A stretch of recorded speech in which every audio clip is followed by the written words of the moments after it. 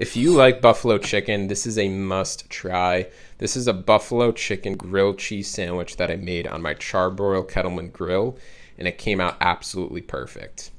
So in a bowl, go in with some chicken, some buffalo sauce, and season up your chicken well. Give it a good mix, and then let's chop up some onions and fire up our Char-Broil Kettleman grill. Once our charcoal is nice and hot, we spread that out, throw on our grate, and then we're putting on a cast iron pan so we could caramelize some onions.